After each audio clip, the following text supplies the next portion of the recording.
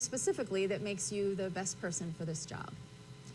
Thank you, Julie. Thanks for being here. Thank you to the Debate Commission, as always, and Mr. Miller. I look forward to a productive discussion. I think more importantly than anything, after this week, with the whole entire family going down with the flu and the back and forth, I want to thank my wife in particular.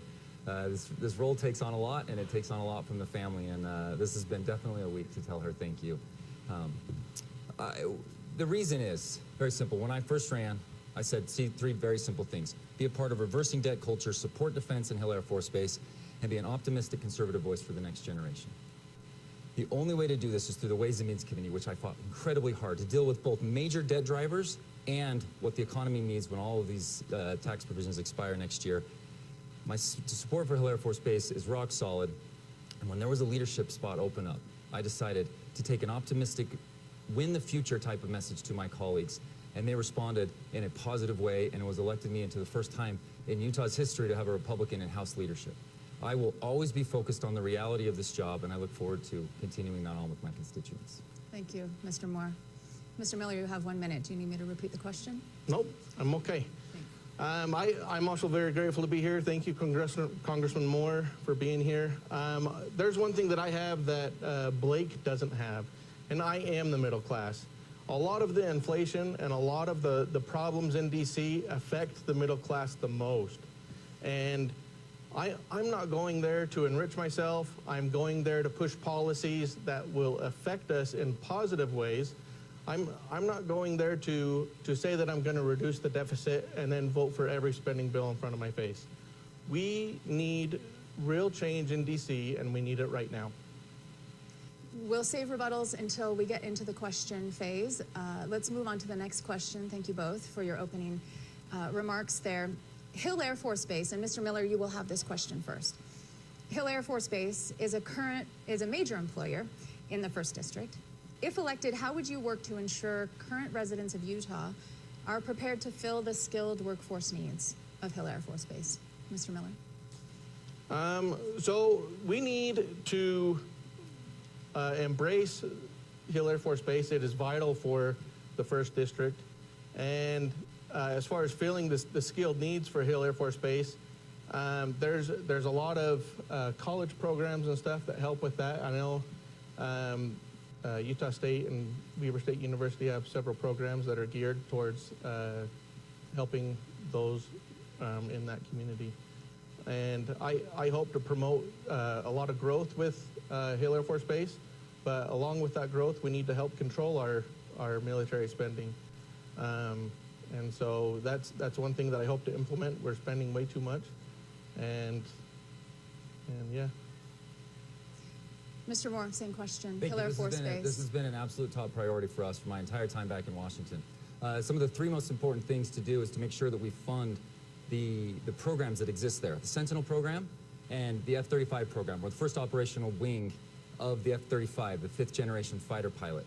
Fighter strike force that exists there. Those are bringing in significant, strong jobs that are bolstering our economy here in Utah. But there's one third thing that really goes unnoticed is my introduction of the 180-day rule. It will be a repeal of the 180-day rule. And what it does is, this is an arbitrary number and an arbitrary time limit that we've decided shouldn't even be there, and we just keep doing waivers for it.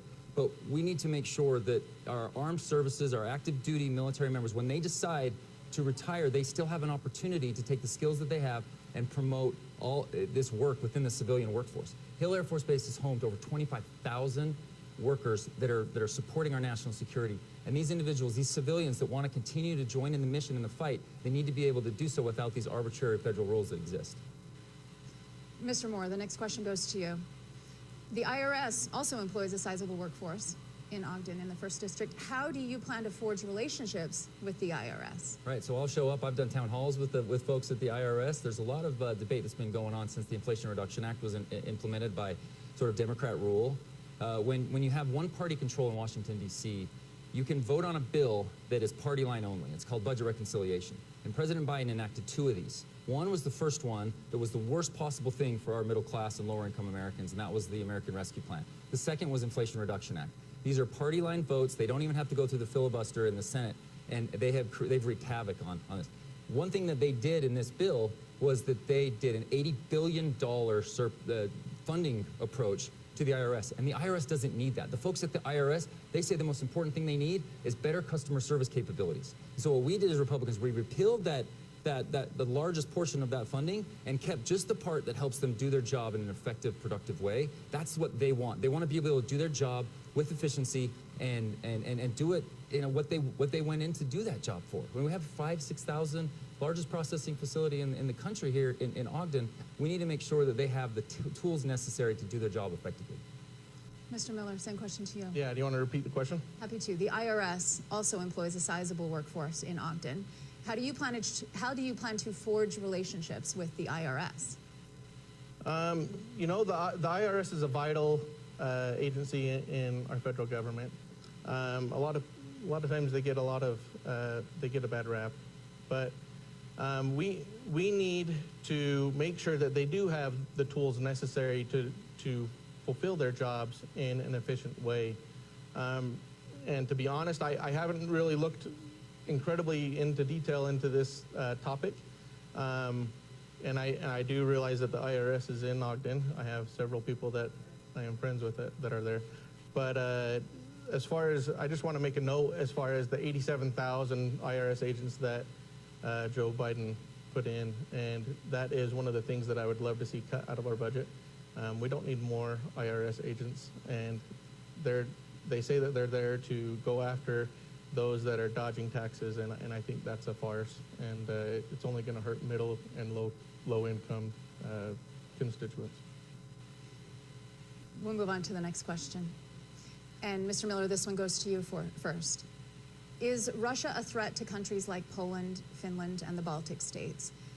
If Russia were to expand its war in Europe into NATO countries, would you support a U.S. military response? That's a good question.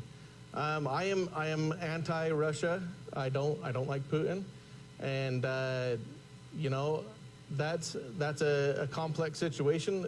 It's obviously going to, we have an agreement with NATO, and so yes, there probably is going to be a response because we are in that agreement, in that NATO alliance. And as far as Russia goes, I don't know if we're going to get a Ukraine question, but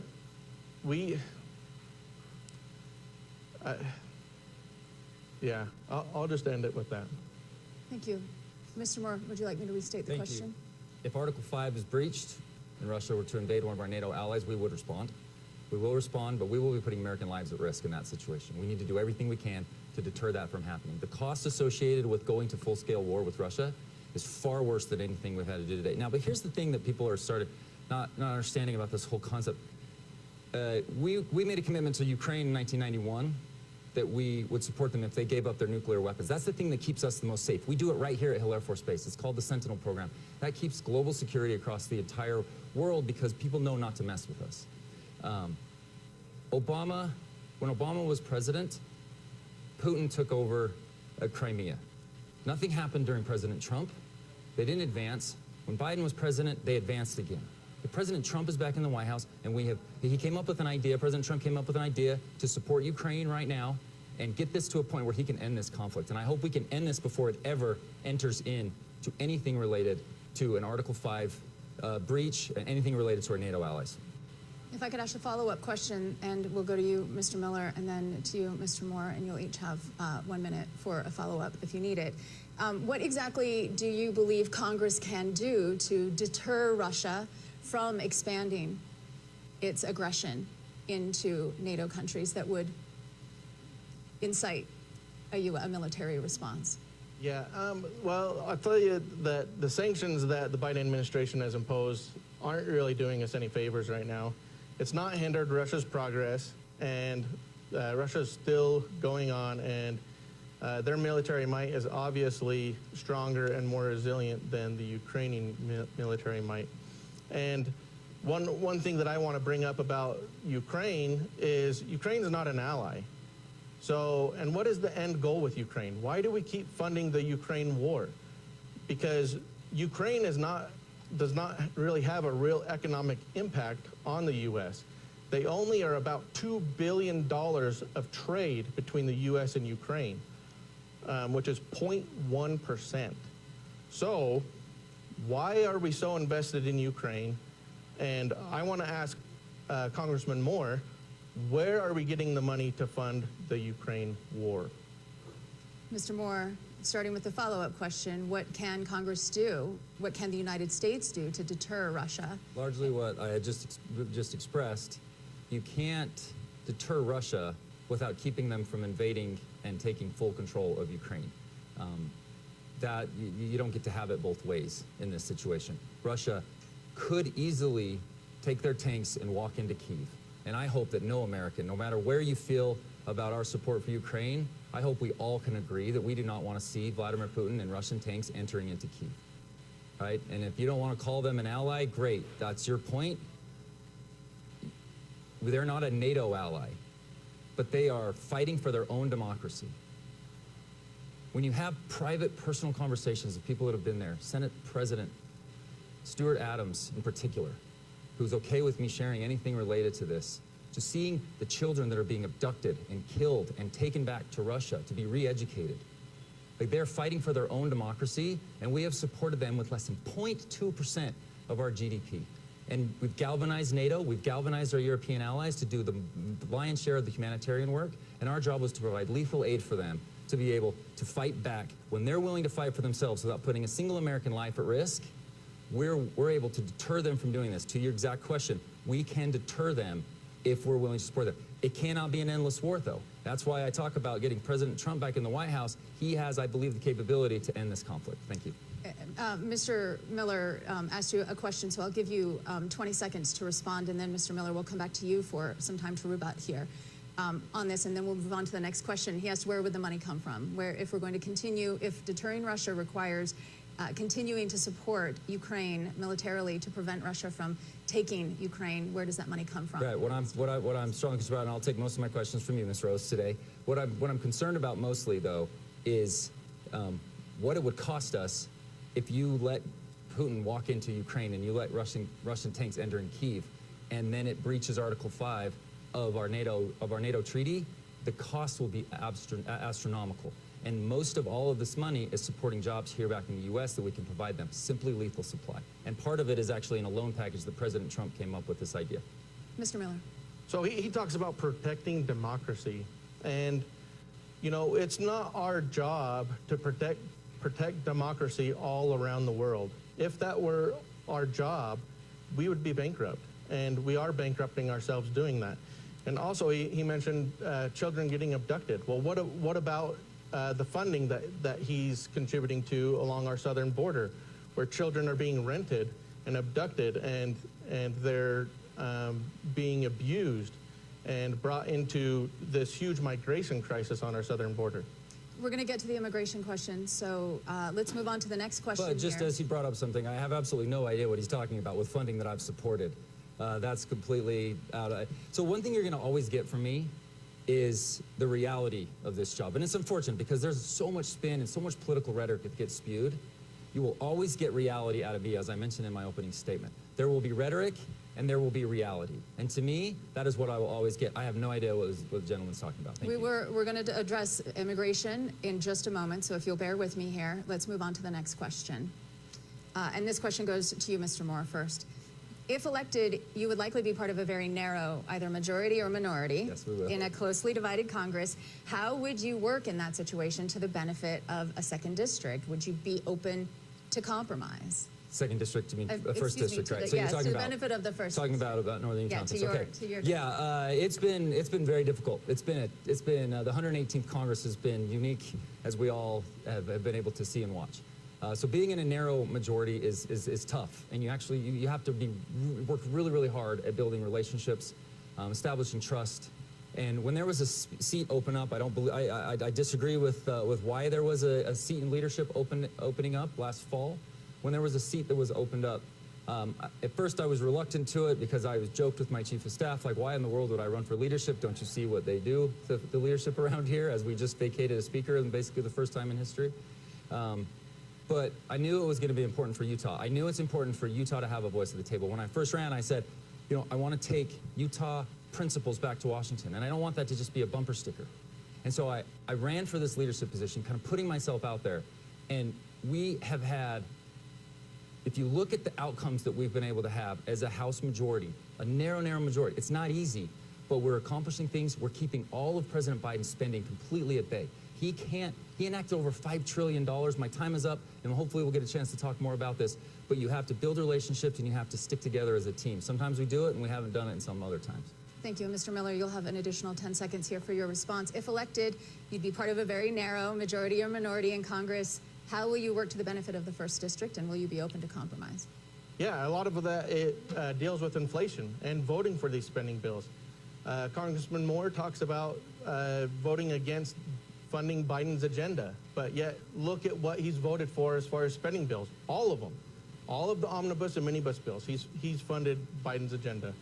So I know that it's going to be really hard and difficult if I were to get into Congress.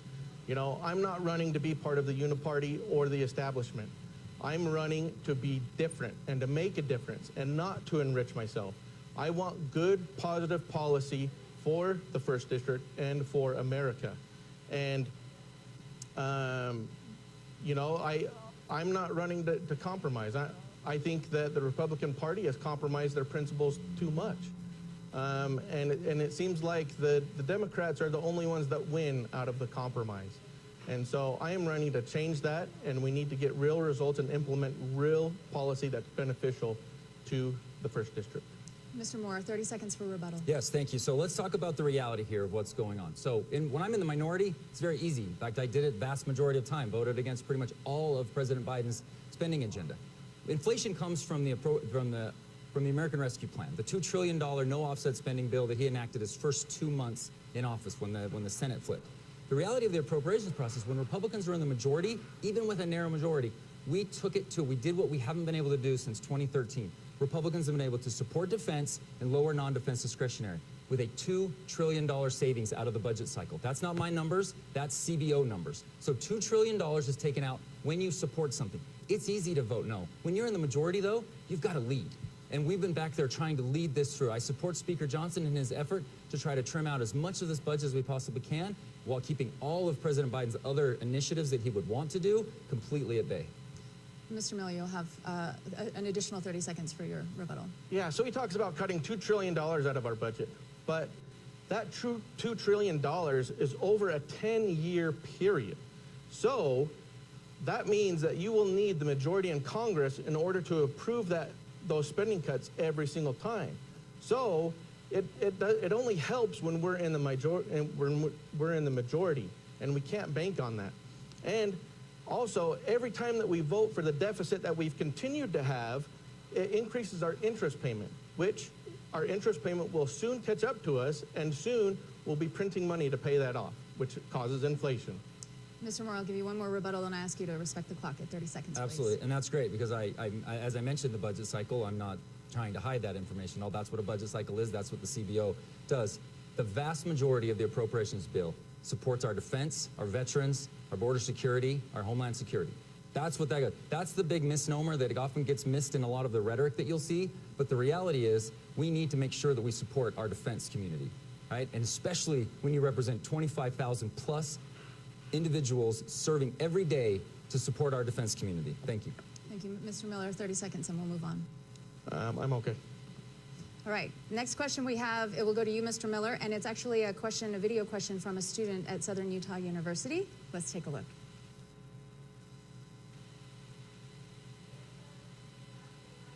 Hi, I'm Abby Bidon. I'm a student of political science, sociology, and law at Southern Utah University. My question for you is, there's been recent discussion in the media about whether or not Election Day should be a national holiday so more people could vote. What is your stance on this issue? Thank you. Mr. Miller, to you. I love this question. Thank you so much for asking it. And yes, I think that the first Tuesday in November should be a national holiday, and it should be one that Americans get off. I feel like ever since the universal mail-in voting has been implemented, there has been fraud, despite what the media might tell you. And so we do need to secure our elections. We do need voter ID when we vote, and we need to help safeguard our elections to make them more secure. Mr. Moore. Yes, I love the idea of a national holiday for this. It's an important thing. It is something that could I think get a lot of broad bipartisan support, and so agree with the question. And the thing that, one of the very first bills. So when you have a chance to serve in Congress, this is not something I understood right away, but before I got there, your first 10 bills called HR 1, 2, 3, 4, all the way through 10. That tells you what the priority is.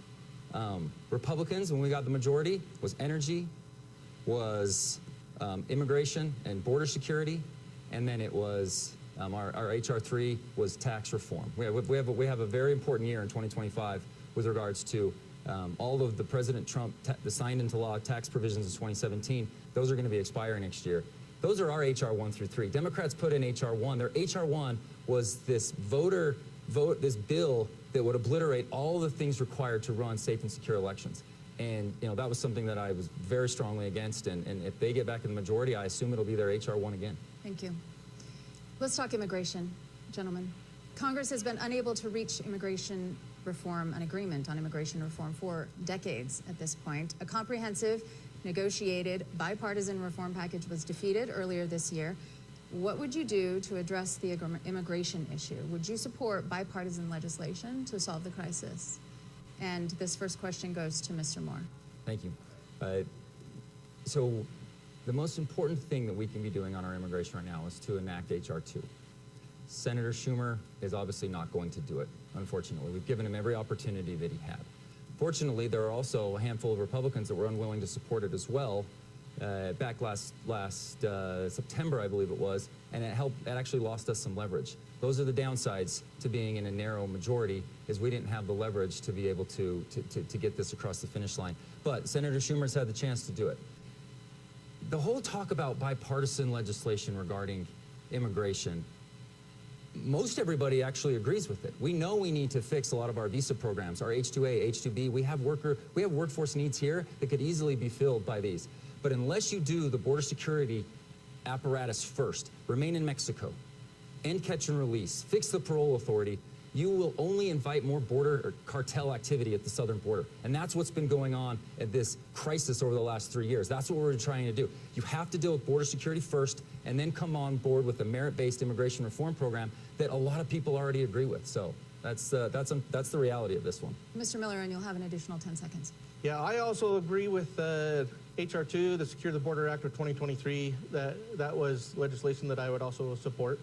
I'm not here to compromise on the Democrats' immigration policies. I think what the laws that we have in place right now are the laws that we need to continue. And we just need to enforce the law. And so Mr. Moore, or Congressman Moore, talked about he didn't fund the border. Well, he voted for HR 4665, which talks about migration and refugee assistance, which was it was in the billions of dollars for funding for migration assistance. And so, yes, he is funding Biden's border policies. And not to mention, he also voted for the omnibus bill, which also furthered Biden's agenda. But we do need, one thing that Congressman Moore forgot to mention is we need to finish the wall. We do need the border wall. And it is a huge safeguard as far as illegal immigration.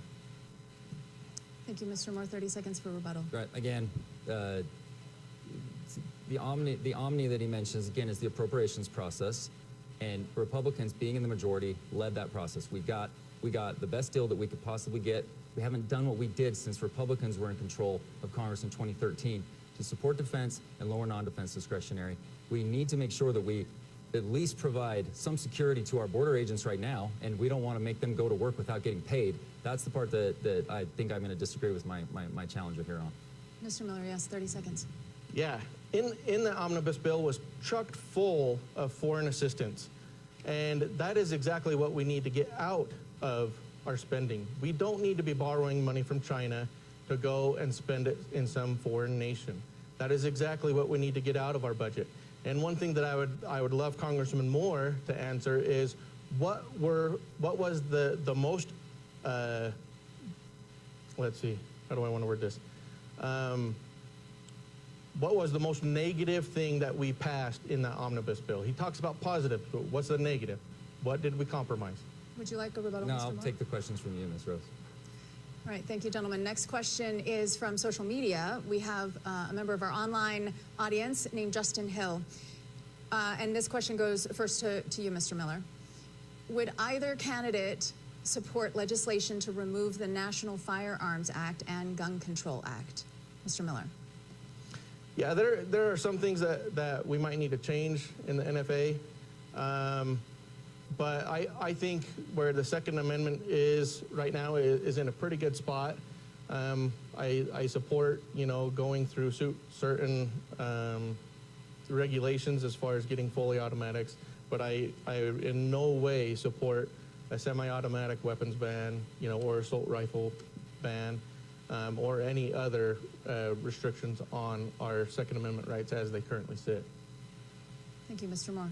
Right. I have a very strong rating with organizations like the National Shooting Sportsman Foundation, NRA. These groups see that I'm a very strong supporter of the Second Amendment, reasonable in my approach to be able to enact good legislation too. So with the NFA, it doesn't have the support to get past a Senate filibuster, and it's not subject to the budget reconciliation process that is required when you have the White House, House, and Senate.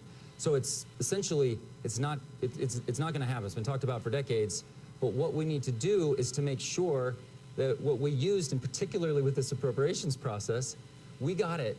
So veterans are never going to be targeted through their bank account. If they bounce a check, there would be Second Amendment issues. They would have their Second Amendment rights potentially taken away. And we stood firm as a Republican conference to make sure that we got rid of that. Gun Owners of America lauded us passing the appropriations process to use that piece of leverage. We're also doing something else with suppressors. There's the Pittman-Robertson Act that puts a lot of the money towards conservation. Gun owners, hunters are our nation's first conservationists. They want healthy forests. We are taking a bill that would take the money that is used on these suppressors and moving it over to the Pittman-Robertson. It's lauded by all of the big gun groups and the sportsman folks as some of the best, most logical legislation we can do. Thank you.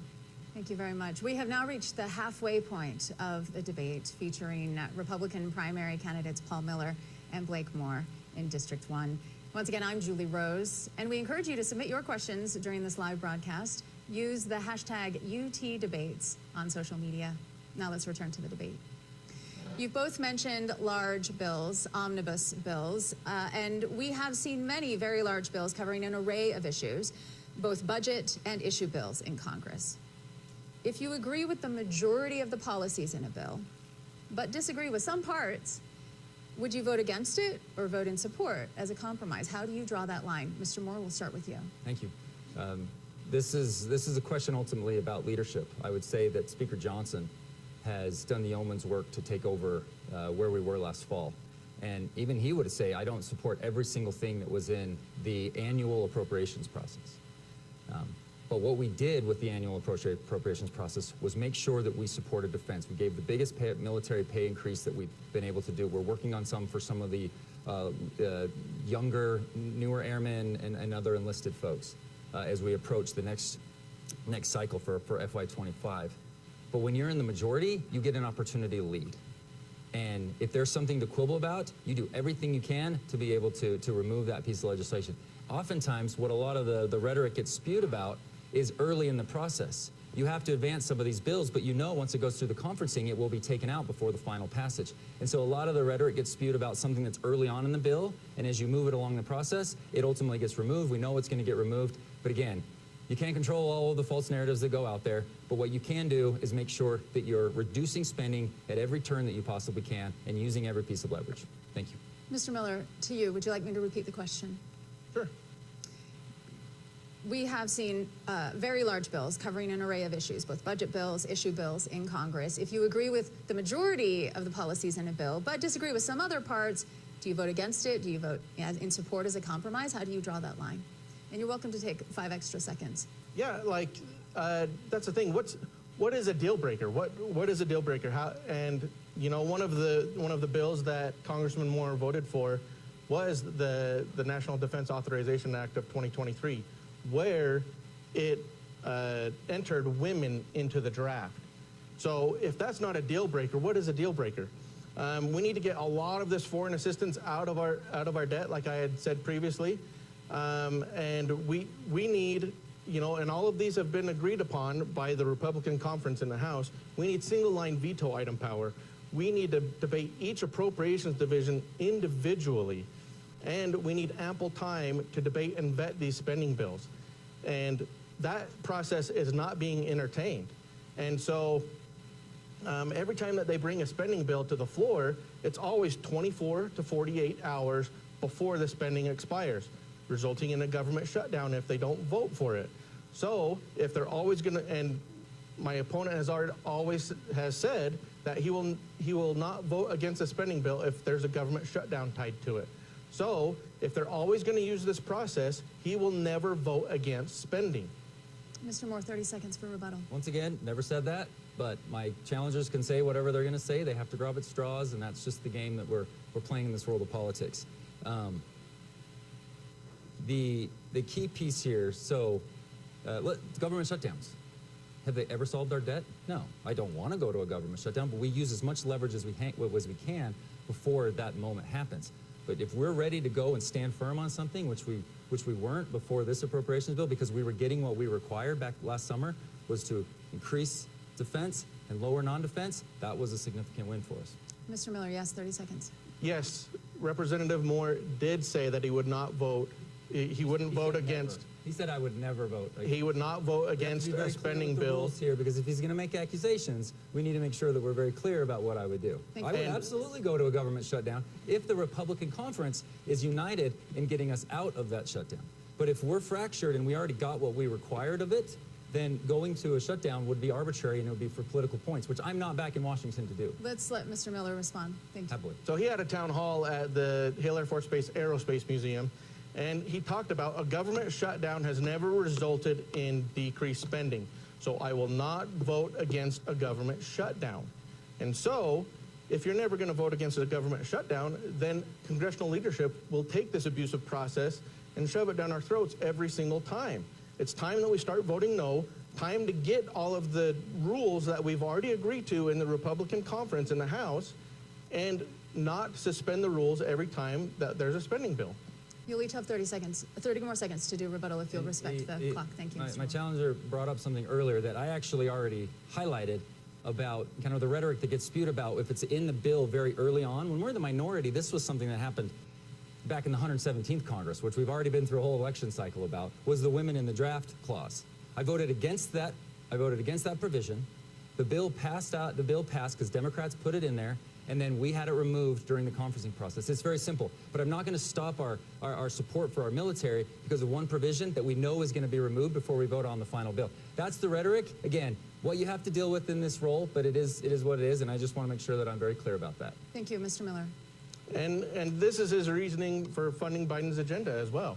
So you can vote against it in an amendment, but you don't have to vote for it in the end. And yet he'll vote for it in the end every single time, furthering Biden's agenda, furthering the left's agenda. And so if you're not ready to say every single time. Please wait until he finishes. But if he got 10 says more every seconds. single time, and I have We'll a track record over 3.5 years of voting against virtually all of Biden's major spending and appropriations bills in my first term. Please except wait for when the I'm rebuttal, in the majority, Mr. Moore. I will support our speaker if we can drive this agenda forward.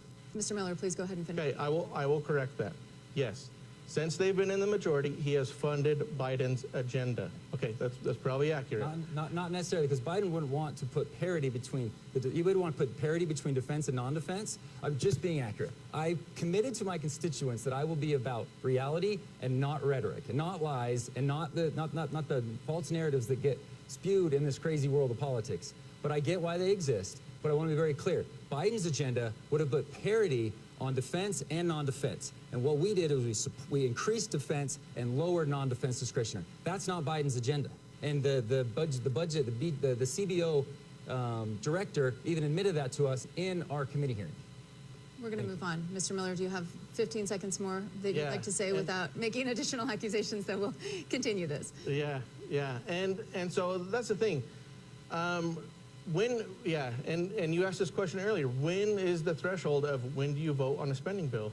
You know, what are we going to compromise? And that's the thing, I'm not here to further Biden's agenda or the left's agenda. Like, we need to stop compromising. We agree on that. Thank you both. Moving on to the next question, and I believe it is Mr. Miller that will have the first response here. The personal income tax cuts passed by Congress in 2017 will expire in 2025. Do you favor the extension of those cuts? Why or why not? Yes, I absolutely do, because it helps the middle and low income families in the district. And I already know what my opponent's going to say. He's going to say that he's going to need to be on the budget committee to implement these policies. Ways and Means Committee. It goes through the Ways and Means Please Committee. wait until you'll have your opportunity. You will have your opportunity. So he's going to be the only one to be in Congress, and so he needs to get reelected, so that way we can push this. The Speaker of the House will find somebody else that will also vote in favor of these tax cuts. And so, which they are important. And, you know, tax cuts for middle-income or middle-class Americans is very important. And we need to protect those. Mr. Moore. I'll continue on with that because I am absolutely so excited about being in a position in 2025 to redo all of the tax provisions that were done by President Trump and congressional Republicans back in 2017. We have seen strong, sustained economic growth since that took place, and it weathered storm, it weathered COVID, it even weathered Democrat spending when they had one-party rule in 21 and 2022. Worked really hard to get on this committee because I knew Utah runs the best type of we're the #1 economy in the country. Utah needs representation. We had some of this representation, and much of it when Senator Hatch was in the Senate. There is only one committee, however, in the House, and even one committee in all of Congress that generates a revenue bill like this type of tax-related bill, and that's the House Ways and Means Committee. And I fought like crazy to be on this because I wanted to take what I know Utah does so well and inject it. I am on 3 different tax teams: international competitiveness, community, and family tax. The things that the Democrats get wrong about this is we doubled the standard deduction for lower and middle-income Americans, and we also increased the child tax credit. That's what Republicans did in 2017, and all they do is sit there and lie about the fact that this is just for the wealthy, and it's not. This is actually what grew our real wage growth without increasing inflation, and I look forward to repeating that for next year. Thank you. Let's talk about health care, and this question will go to you first, Mr. Moore.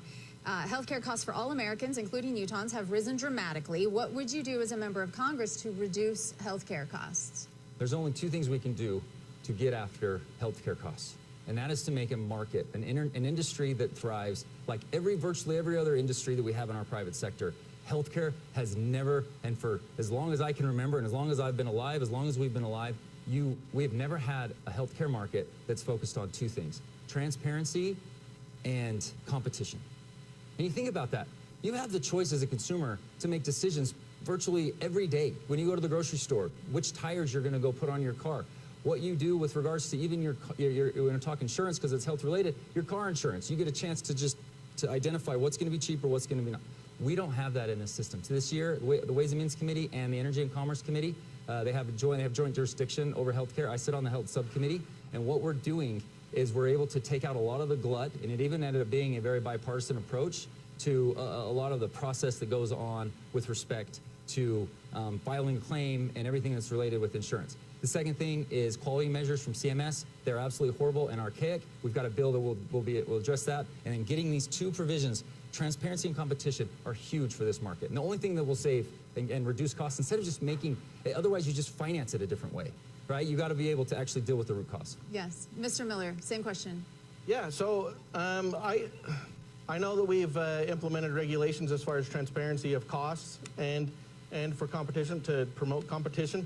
But I think this is one industry that the federal government needs to have less regulation in. And we need to not always turn to the federal government to solve all of our problems. So I think the more regulation and the more policies around this are just going to hurt, the middle class and low income families. And it'll result in more reporting and more resources that are devoted to that. And so it'll just increase the cost of our health insurance. If I could ask a follow-up related to Medicare. Trustees of the Medicare Fund predict that it will become insolvent in 2036. How would you shore up Medicare? Again, this will go to Mr. Moore first. How would you shore up Medicare, and are you interested in cutting benefits to beneficiaries? This year, the House Budget Committee passed what's called the Fiscal Commission Act. And it was... it's an attempt that's been in the works for a while and we passed it out of committee, and it's actually getting held up right now. It's unfortunate because we know that Senator Schumer, Majority Leader Schumer, won't necessarily take it up, but we want to continue to promote the good process that this would create. Medicare and Social Security will run insolvent in 2033. Actuaries differ plus or minus two or so years. At that point, all of the folks that are on these programs will have a 24% immediate cut. That's already in law. So when Democrats say, don't touch Social Security, and they write ads about this, and they attack our members from all over the place, they don't hit me, they hit areas in like California and New York that give us the majority in Congress. It's completely disingenuous, because if we do nothing, we will actually be facing a massive shortfall. And so we need to do the Fiscal Commission Act, which will put the best minds together, and it will actually create, it comes up with the recommendations, but it forces us to vote on it. It's not just a pie in the sky, these are good ideas. It will actually force Congress. It's the catalyst that we need to actually get something done on here, and it will be the best thing for our entire debt. Thank you. Mr. Miller, would you like me to repeat the question? No, I got it. Thank you. So as he talks about the Fiscal Commission Act, that deals a lot with reporting. So reporting is good, but if you're already voting for our federal runaway spending, like what good does a report do for you if you're still going to vote for that spending? As far as Medicare goes, we need to filter out some of the waste. There's a lot of waste in Medicare and improper payments, which is another bill that my opponent proposed. And so we need to filter out the waste and the improper payments and get it to be a more well-oiled machine. And I know that there's going to be experts in the field, doctors and administration in the healthcare industry that we're going to have to get a hold of and devise a data-driven plan to help Medicare run more efficiently, because the government is not very good at running efficiently. Mr. Moore, 30 seconds. Thanks. I just want to clear up. I think my challenger is talking about the fiscal state of the nation, which is my bill, which we did pass out of committee, and that is a reporting requirement that will take place. That's not the Fiscal Commission Act. So these are two very, very different bills. Just wanted to make sure that I clarify that for the record. Fiscal Commission is a commission act that will get us to be able to deal with our major debt drivers. Our major debt drivers, again, our three biggest budget line items are Social Security, Medicare, Medicaid. Defense is now becoming lower on the list. We're spending less on defense than we ever have as a nation, and the interest that we're paying on our debt from the decades before that. So again, very important to be clear, fiscal state of the nation is my bill, very supportive of it. It has strong support, but the Fiscal Commission Act is the bill that I'm talking about as the catalyst. Thank you. Thanks Mr. Miller, 30-second rebuttal. Yeah, that was an error on my part. And he talks about, our discretionary spending being 23% of the budget, and guess what? That is only going to decrease because of all of the interest that we're paying on our debt. So right now we're $1 trillion in annual interest, and by 2028 that's projected to be 1.4 trillion. So the longer that we go on and don't reduce our spending substantially, then our discretionary spending will just keep looking smaller and smaller. It'll go to 22, 21, 20%. It'll keep shrinking. And so it's still vitally important. It doesn't matter what kind of spending we're talking about. It's all important. Mr. Moore, 30 seconds. Somewhere here, because he's absolutely right. It's 23% of our spending. You can't solve the major debt drivers with only dealing with 23% of our spending. That's all we vote on in Congress. So I established, and with the Americans for Prosperity group came to me and said, hey, we love your voice on this. We want you to be the lead on this particular bill, called the Comprehensive Congressional Budget Act, would force us to vote on the entirety of everything. I'm not scared to take a Medicare and Social Security or those type of votes. But if we only deal with 23%, we'll never get out ahead of our debt issues. And with that 23%, Republicans in the majority found a way to trim out $2.1 trillion over this budget cycle. It was a significant win, and we've got to go tackle the major problems in our budget. Thank you. Mr. Miller, you have 30 more seconds if you'd like.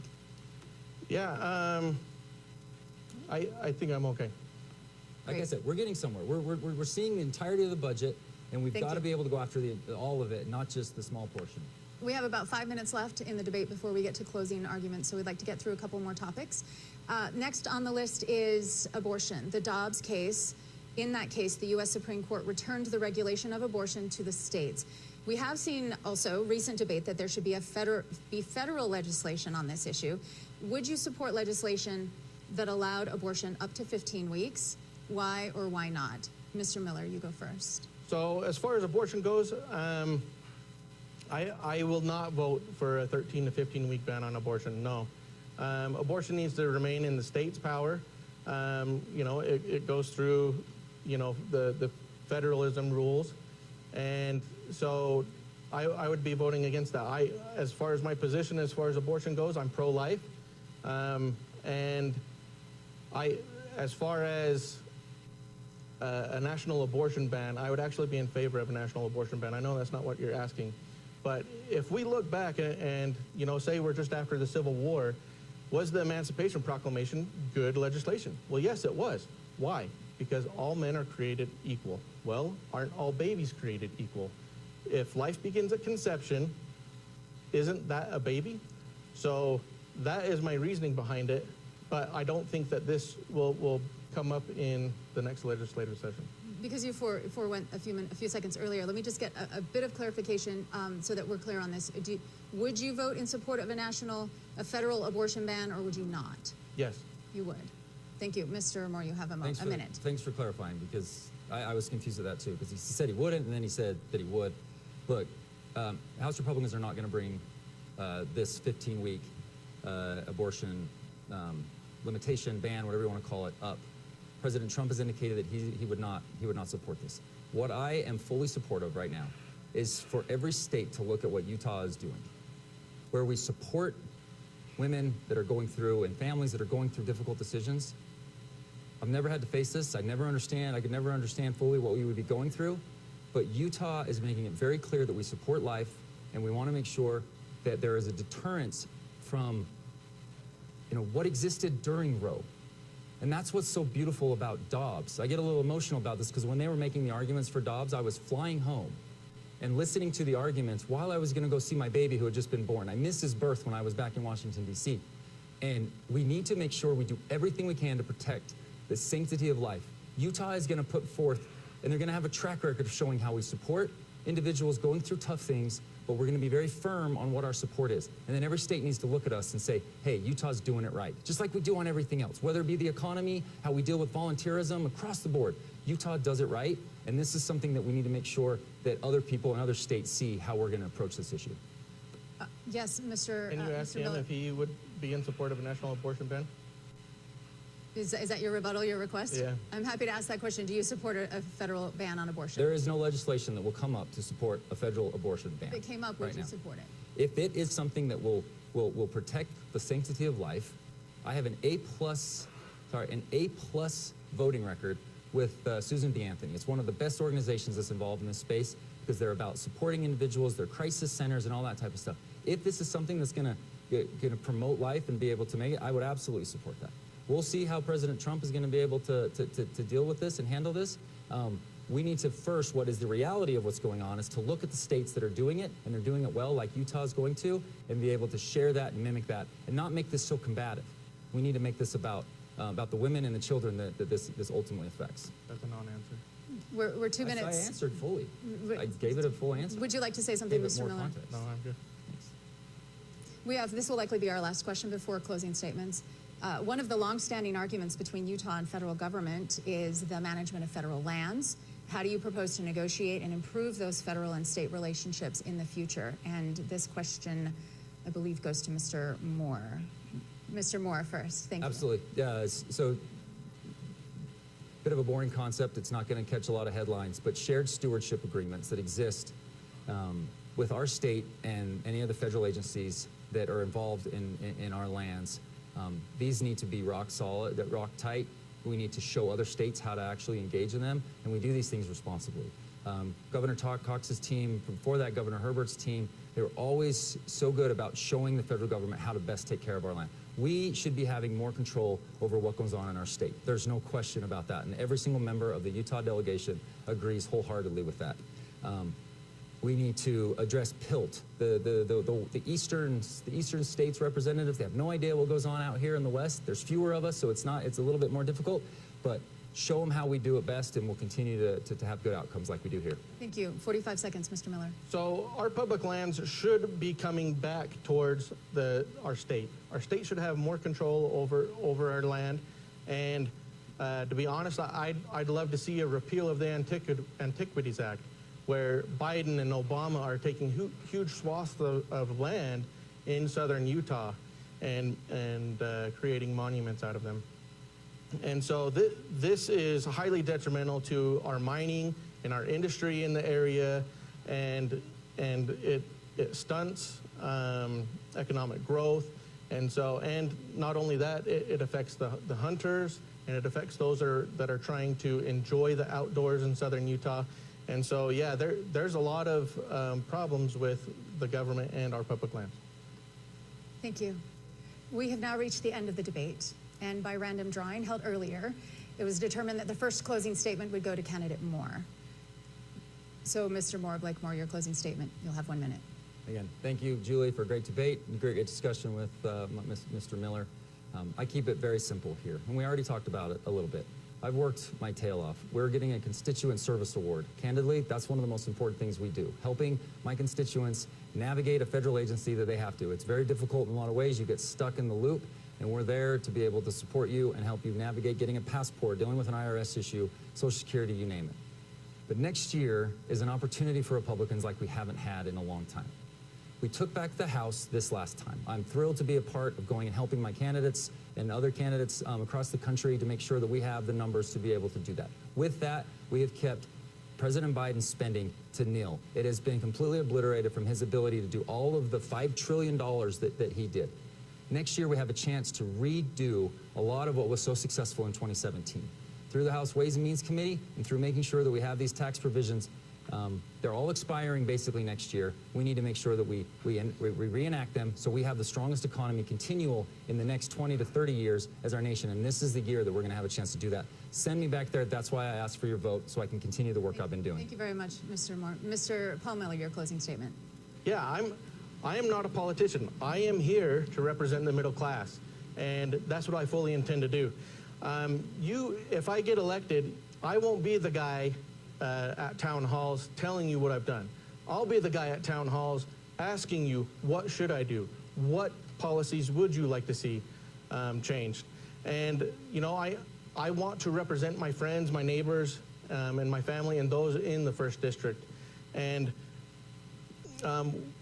you know, Congressman Moore asked for the majority when he ran 2 years ago, and he said that they wanted the majority. And now that they have the majority, they haven't pushed their leverage with the House, and they have compromised way too much.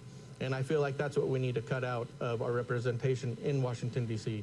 And we need change, and we need it now, especially when it comes to our debt. But I appreciate your support, and I appreciate your vote on June 25th. Thank you to our candidates, Paul Miller and Blake Moore, for participating today and for your dedication to public service, both of you. Election Day is Tuesday, June 25th. Contact your county clerk if you have any questions about making your vote count in this election. We greatly appreciate PBS Utah for donating the production facilities to broadcast this debate. We're also grateful for the Larry H. and Gail Miller Family Foundation, Zions Bank, the George S. and Dolores Story Eccles Foundation, and the Stewart Family Foundation for their generous support of the Utah Debate Commission. This debate and others from previous years are available online at utahdebatecommission.org. I'm Julie Rose of BYU Radio. Thank you and good day.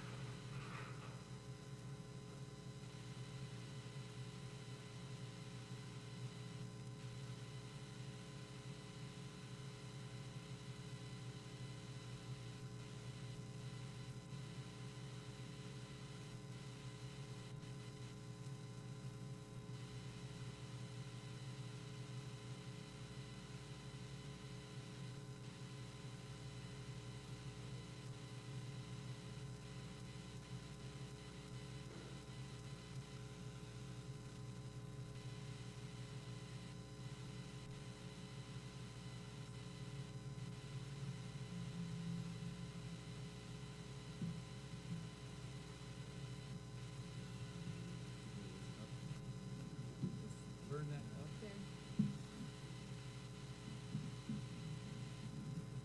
Where am I looking? I don't ever know about this. I'm looking at you, whether you're asking a question or not. Gee, how are you? So it seemed like you guys, the big difference that I heard today was a lot of discussion about spending. You talked about how you used $2 trillion. I would imagine that you're still $3 trillion. Yeah. So his point, I think, is that you're voting for these bills, or I think you are voting for these bills. Win in the majority. Yeah. So is that going to continue? So if we're able to trim wasteful spending out of it, the only way to actually do it is if you're willing to support something. You can't, if you want to just kind of exist back in Washington and collect a government paycheck, you can vote no all you want, all day long, every day, for years. But if you want to lead and you want to actually direct the direction of our Article 1 responsibility, which is spending, so I'm glad the majority of our time was spent on spending, because that's what Congress should be entirely focused on. It should be our leverage point. It should be what we're focused on almost entirely. But if you want to lead and you want to drive spending in the right direction and reduce wasteful spending, then you have to be willing to support something. And that's the part that I think that the rhetoric, and I tried to make a contrast between what the reality is versus what the rhetoric is. The reality is you've got to support something to be able to drive out wasteful spending, and that's what we're doing. And in addition, the reverse the curse that we did in the House Budget Committee, that's a 10-year balanced budget plan. I wish it was sooner. But it's a 10-year balanced budget plan that will target all of the waste, fraud, and abuse that does exist in our system and get out. We've got to win elections to be able to implement this plan, and otherwise we're going to continue to be dealing with only a small pie, a small fraction of the pie on the overall spending. And the big stuff just goes on and on and on without any in autopilot.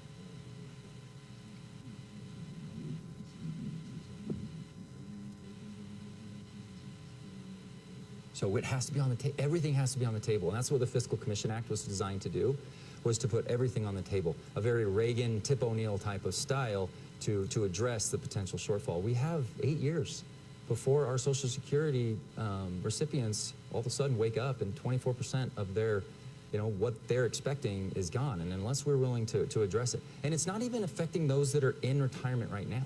We missed a big opportunity pre-2008, and candidly, it was George W. Bush that was pushing it hardest, but congressional Democrats wouldn't go along with it, to be able to get these trust funds to grow more naturally and to grow, everyone wants to call it privatization it's just using a mutual fund, for crying out loud. The S&P has proven over, 2 decades that it's going to grow at a strong rate. If we don't have that, we don't have the strong economy, we might as well take advantage of that. He wanted to do that. We would have prepared for 2008 better. Not the Great Recession.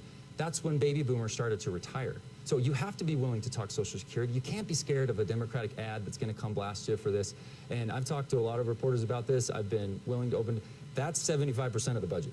And if we're unwilling to address that, all we're going to be dealing with is our office supply budget. We're not going to be dealing with the major pieces. And so I'm game. I'm game for anything. That's why I did the Congressional Budget Review Act, or the Comprehensive Budget Act, through Americans for Prosperity, is because it forces us to vote on the entirety of it. And if you do that, you create mechanisms for accountability. Right now, we don't vote on any of this stuff, so there's no way to reform the programs until something catastrophic happens, like it's going to happen in the early 2030s, and then it'll be like this, late-night deal between leadership, and we figure it out. I want to get out ahead of that. That's what I'm working on. That's why Ways and Means. That's why Budget Committee. I love it. I'll talk about this stuff all day long. I probably bore a lot of people with it. But I appreciate you focusing on some of the most important realities that we have. Well, let me try to pin it down a little bit more on it. I mean, you say it has to be on the table. I mean, if you're going to make it solve elections, Yeah, absolutely. So Yeah, you'll have to adjust the age. You'll have to look at the benefits that you're giving out. You have to look at revenue. You have to look at caps, right? You have to look at the entirety of it to determine what's healthy for our economy and what's capable. Look, we have a demographic problem in our country right now. We're losing the ratio that we had when we established Medicare and Social Security, and they are what?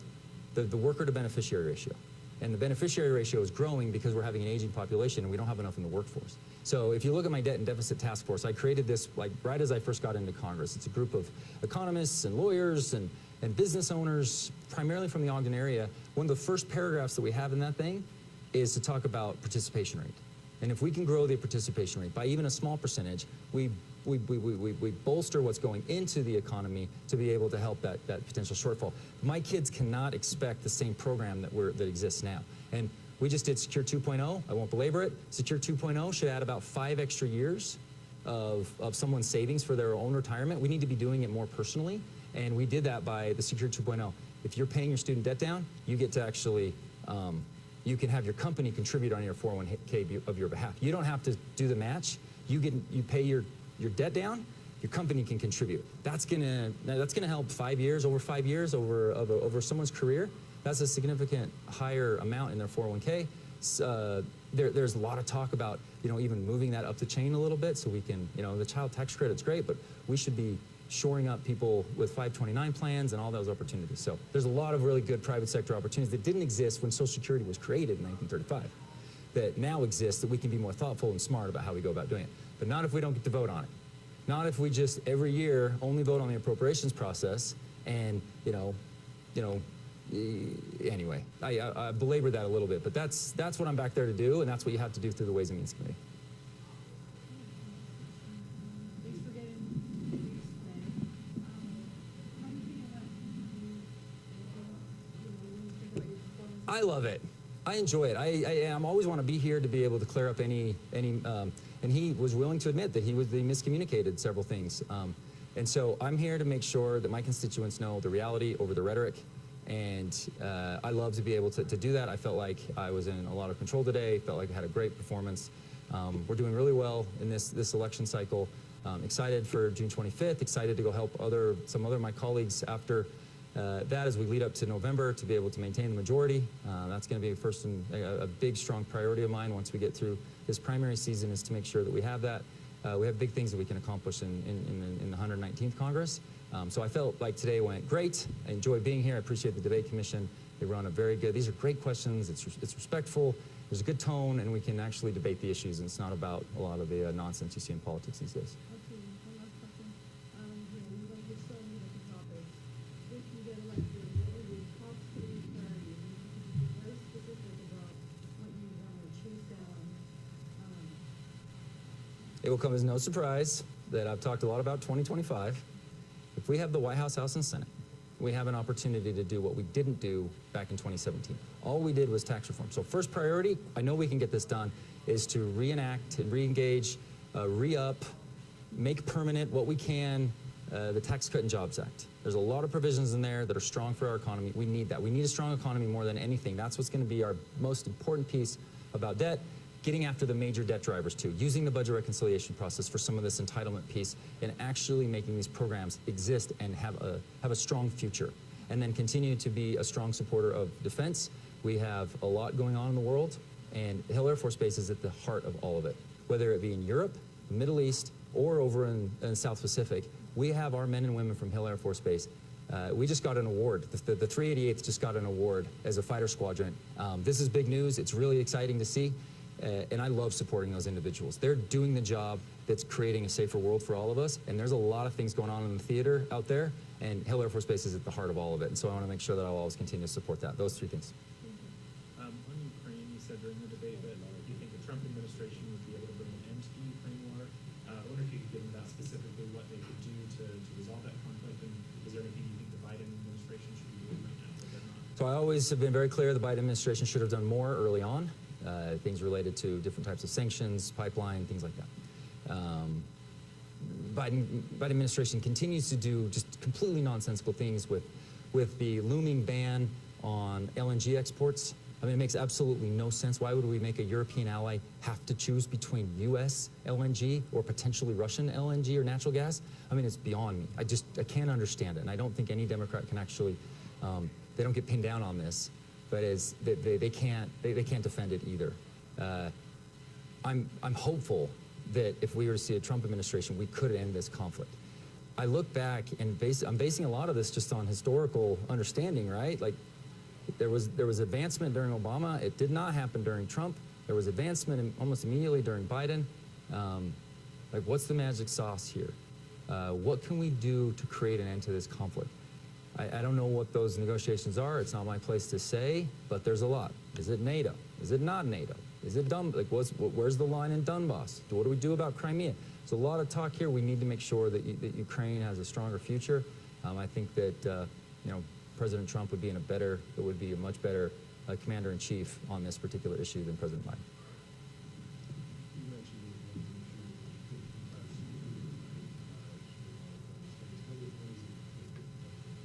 But we're being open. We're trying to make sure we have pregnancy centers that are available for tough situations, providing the information across the board.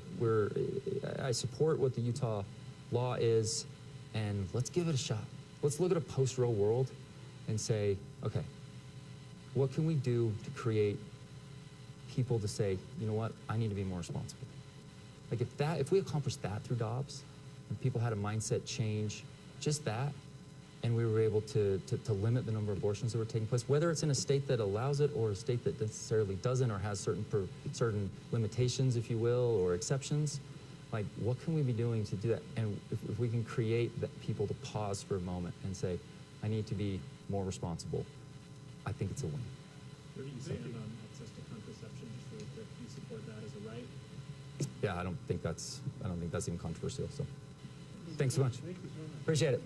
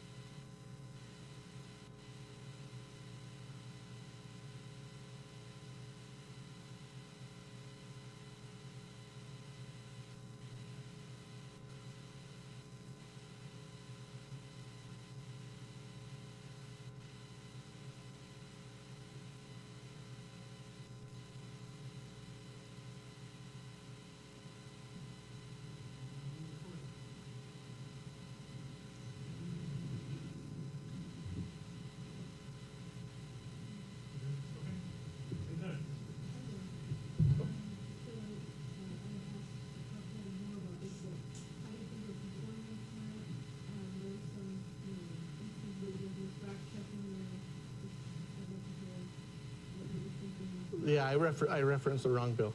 But yeah, I think I did really well, and I think I addressed like his voting record, especially as far as spending goes. And, and that's a big part of my message and what we need to change in Washington, D.C. But yeah, I think it went pretty well. Do you expect your messaging to resonate with the folks that district as well? Oh, I hope so. And I hope to find out positively on June 25th.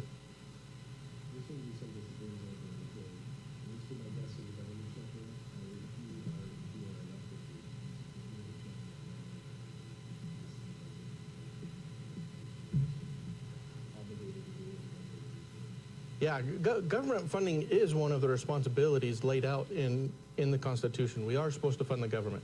I am for funding the government, but I'm not for funding all of the waste and all of the wasteful spending that comes with that. So, and so I'm not afraid to vote no on a spending bill if there's a government shutdown tied to it, because that ultimately wasn't my decision. That was congressional leadership's decision for bringing a spending bill, not knowing that they had the votes for it at the last second.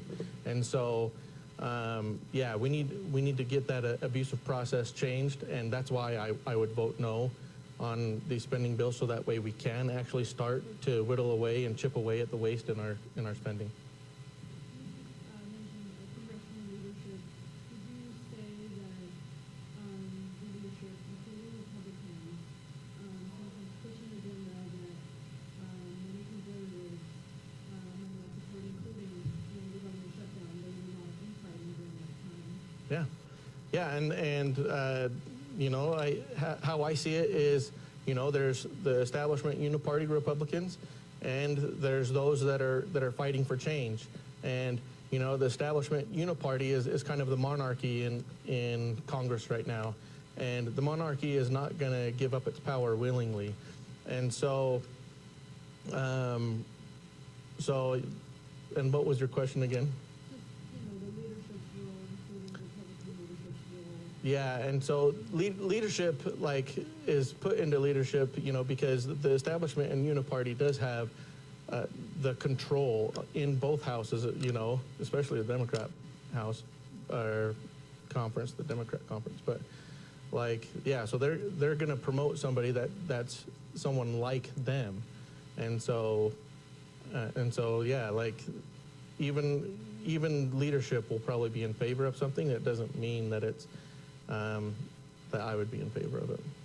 You talked about the uniparty and it seems like you're running against the establishment and your own party, Republican leadership. Do you feel that there's a divide in the Republican conference, and do you see that as hurting your position negotiating on some of these bills if the conference itself can't come together? Well, yeah, that I do feel like I'm up against the uniparty and the establishment. You know, as my opponent, like as I feel like my opponent is part of that group. You know, it's those people that are pushing bills to benefit their donors, to benefit, you know, all of the money laundering that goes on with government contracts and government funding and stuff like that. And so, you know, you see it in their campaign donations, you know, and that's what I'm against. Like, we need to quit forming policy around donors and special interests and actually look at policy that benefits Americans. And so, and which is why I decided to run. So if you're elected, what would you do to bring some consensus or bring leadership and everyone else in the Republican conference on board if they're part of the uniparty or whatever? Well, since, you know, the establishment and uniparty has, you know, the control right now, I'm not expecting to go into Congress being against that and being rewarded for it. You know, it's going to be hard for me, and you know, I'm not going to be rewarded as far as committee positions go or anything like that. And that's why I hope that America as a whole wakes up to what DC is like, and America needs to be voting these incumbents out that are causing the problems. And you know, because our nation is worth fighting for. And you know, which again is also why I'm running. You know, this is what we need to change. What are the three specific policy issues that you will focus on to So the three biggest issues that I see right now are the southern border with immigration, our debt is unsustainable, and what I like to call woke policies, or the left's agenda. And so, you know, as far as climate change and stuff like that, which I'm very against. And so, did that answer your question? Okay.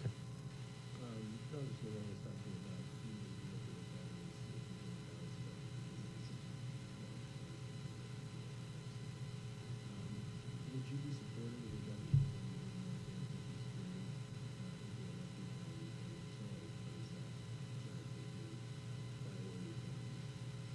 Yeah. So, and that's the thing, like, and unfortunately, if you look at the debt statistics, you know, like we're 35 trillion in debt, 1 trillion in annual interest, and a debt to GDP ratio of 124%.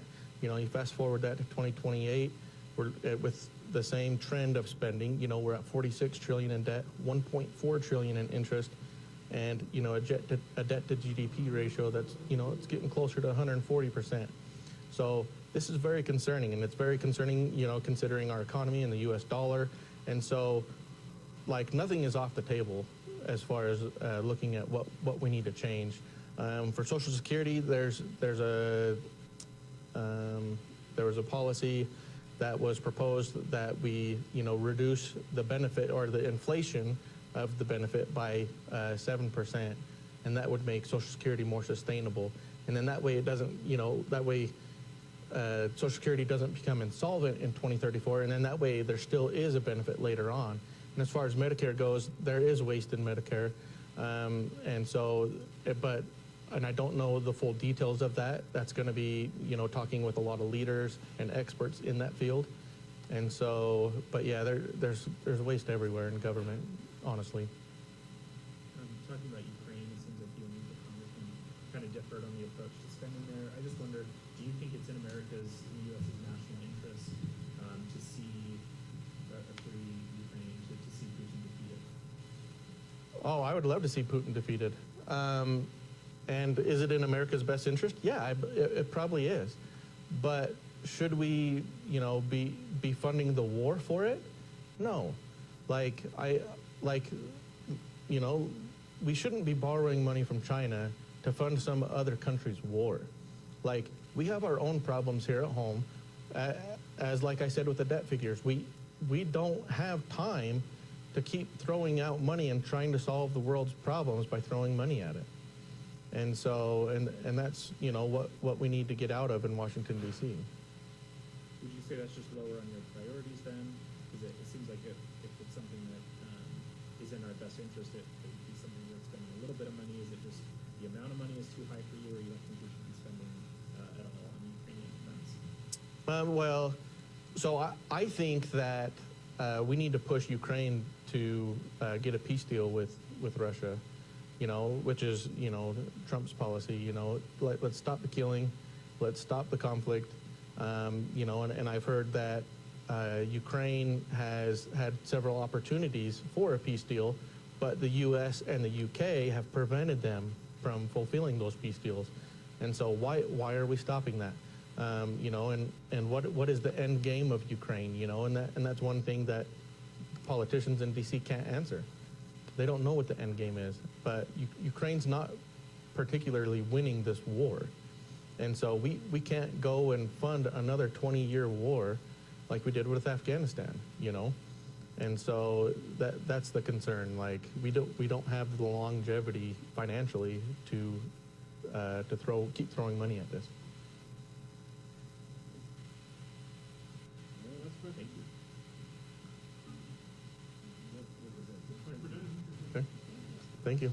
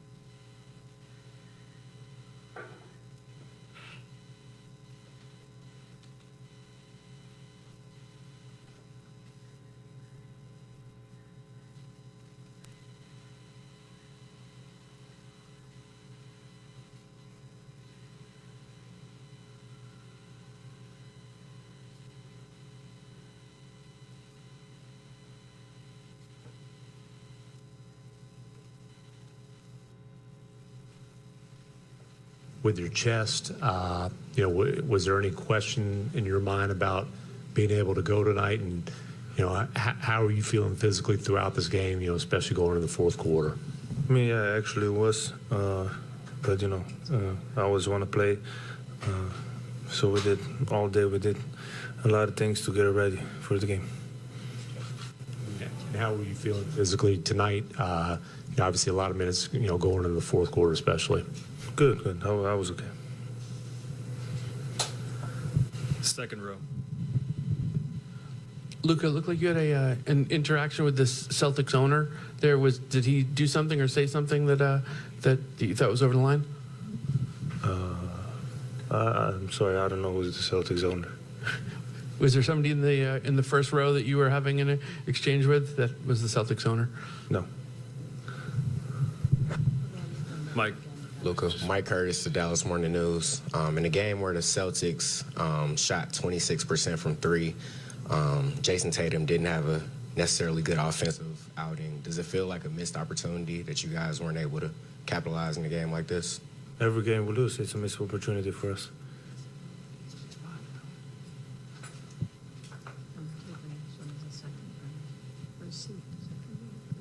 Go here. No, we'll go here on the first row, pink shirt. Mike Leslie, WFA. Luka, later in the game, it seemed like you guys started to be able to get more people involved, but for a while there, first and second quarter, even into the third, it seemed like it was heavily you. What did finally start to work, and how can you guys get more people involved offensively earlier on in the game? So you said in the third, there was less people involved? I'm saying in the first half, it was mostly you, and then you guys eventually started to get more people involved. What eventually worked? Yeah, I mean, obviously it didn't work because we lost. But, at the end of the day, we got to make some more shots. I think my turnovers and my missed free throws cost us a game. So I got to do way better in those two categories. But at the end of the day, we got to make shots to win the game. To the left, Tomer. Tomer Zarla with Clutch Points. Luka, the Celtics are already a deep team, and you guys have shown a lot of your depth, but when the shot making is not going down, it's a bit more apparent. I guess, how do you guys counteract their depth, just given that, Tatum and Brown can have an off night and Drew can kind of go off? Yeah, I mean, they're good. That's why they're the number one team in the NBA with the number one record. They have a lot of great players. Practically anybody can get off. So honestly, I think we didn't do a bad job defending today. We took away some threes. We contested more threes. But like I say, I had too many turnovers and we missed a lot of free throws. So I think that cost us a game. Third row on the right, left. Tadej Lampret, Pop TV. Luka, igro Bostona ste seveda dobro analizirali, ampak so vas v teh prvih dveh finalnih tekmah s čimerkoli presenetili? Ne, niso me z ničem presenetili. Vemo, kako igrajo, celo sezono so tako igrali, tako da niso glih nas s nečem presenetili. Treba je pa, tako ko smo danes trojke vzeti iz njihove igre. Third row on the right. Luka at acceptgomaz.com. How tough has their defense been physically, and are they doing something unusual or different for you, or are you guys having breakdowns offensively? I mean, they're physical, yeah. But, they're trying to guard one-on-one. I think today they're trying to help more, so I was able to get some teammates open. But they're physical. They're very physical. They let them be physical. So they're pretty amazing at defense. Brad. Brad Townsend, Dallas Morning News. Do you remember how exactly did the injury occur? Jason wasn't sure if you took a charge or we were diving for a loose ball. I think it was a charge. We don't really know because I didn't feel it till the next day. So I was really surprised. So we think it was a charge. And then secondly, as the series goes back to Dallas for games 3 and 4, what do you think most of all that you guys need to do to turn the series around? We got to make shots, we got to make free throws, and less turnovers. Those three things, I think, are the key for a win, to win. Last row on the right. Richard Moore in USA Today. Boston hasn't lost a game on the road yet this postseason. What specifically can you do at home to make things a little bit more difficult for them? Is there anything specific at home that you guys can do? Score more points. But at the end of the day, it's basketball away at home. You just got to play better basketball to win. Fifth row on the left. ¿Qué tal, Luca? Katia Sorena, ESPN. ¿Qué viste distinto del equipo de Celtics defensivamente en la segunda mitad? Dijeron que hicieron un énfasis para buscar neutralizarte a ti en lo personal. Nada. Han jugado igual, creo. Así que nada, el primer tiempo, el segundo tiempo. En el segundo pasaba más el balón, intentando a mis compañeros para que anoten, pero igual los dos tiempos.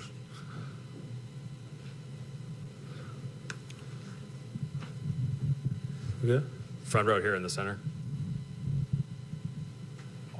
Okay. Bob?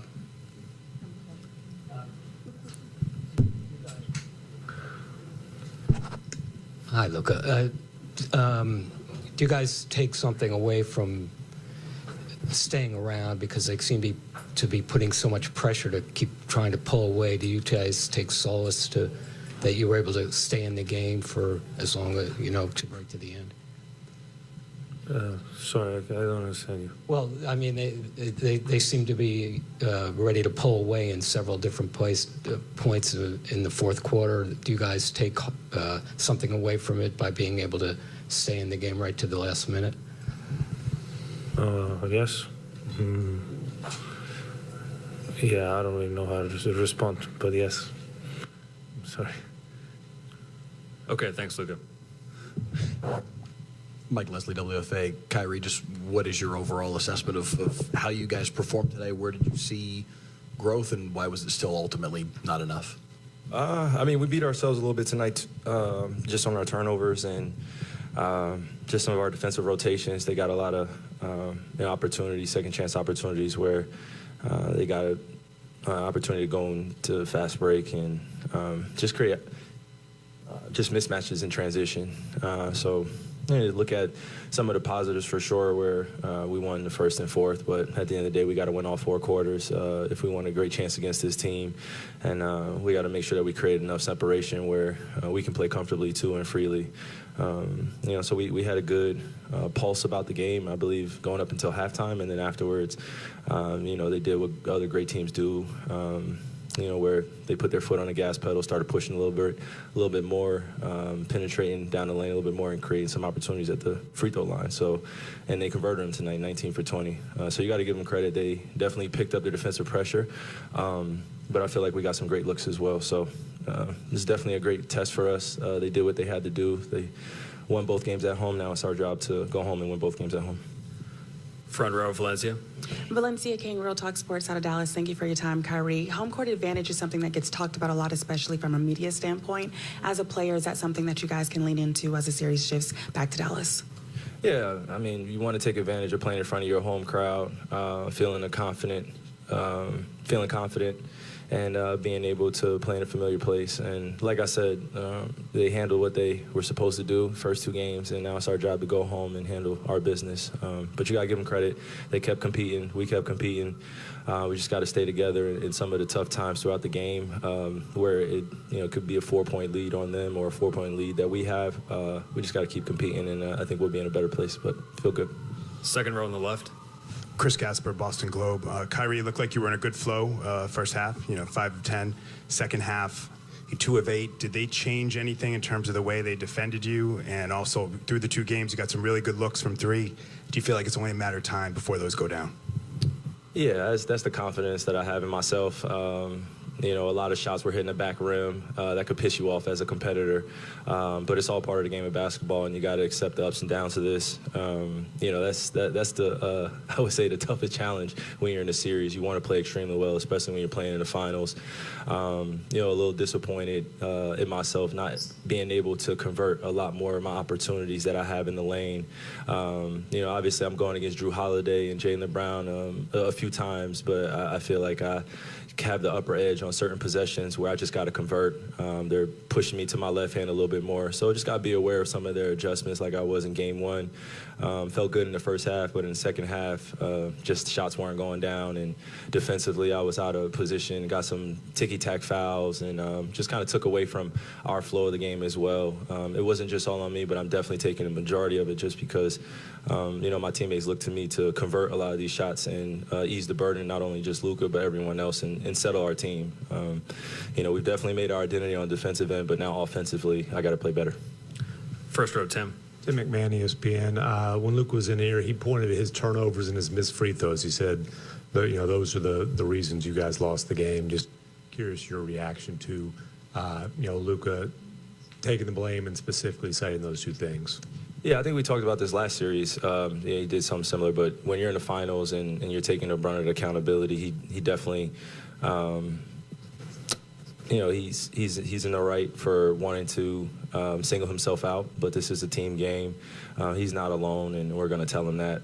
But, as expected, he's fresh off the court. He's spilling into these emotions. He feels like he could have played better, just like me. I would take a brunt of that responsibility. The first two games weren't the best for me, especially him scoring, 25-plus points, getting rebounds, getting assists, doing the intangibles. And, for me, I've always felt responsible for getting other guys comfortable out there, too. So, it's on all of us, man. I'm pretty sure if you hear what everybody has to say, they'll say that they can do something better.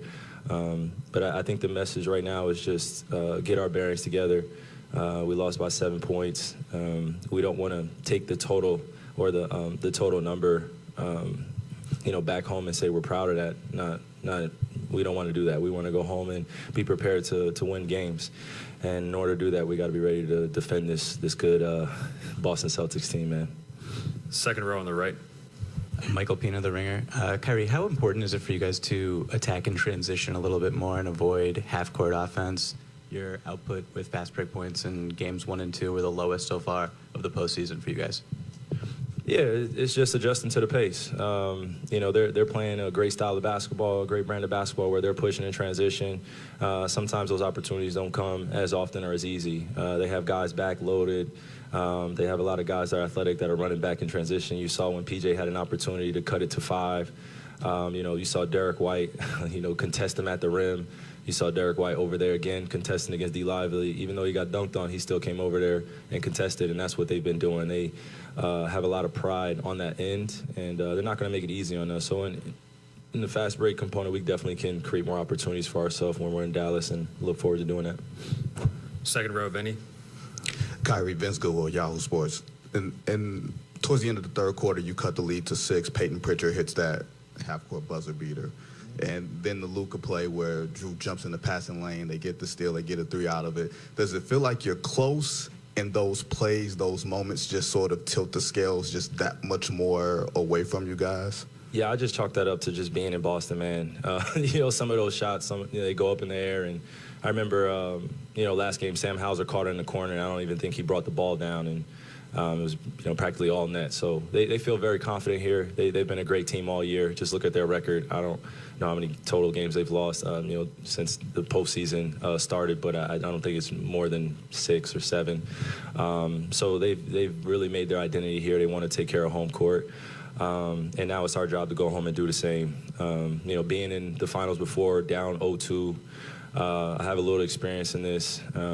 Didn't play particularly well in the first 2 games in that series, too, that I'm referring to.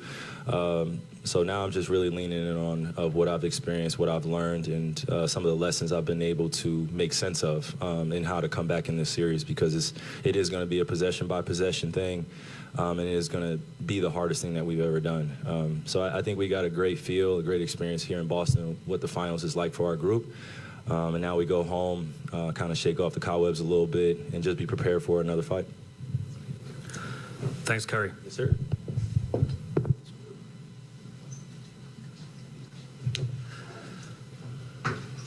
Start with Tomer here on the left. Tomer Zarla with Clutch Points. Daniel, just you guys have faced some deep teams in this playoff run. I'm curious, where do you think the Celtics team's depth ranks, and what is the key to stopping a team that has so many guys who can create off the dribble, create for others and themselves? just stay consistent on defense. You know, our communication is always tested when it comes to games like this because of how much they want to play on the perimeter. We just got to make sure we get those guys inside the line and make sure our rotations are top tier. Any other questions? Daniel, Brad Townsend, Dallas Morning News. So you had 2 points at halftime, but you 11 in the second half.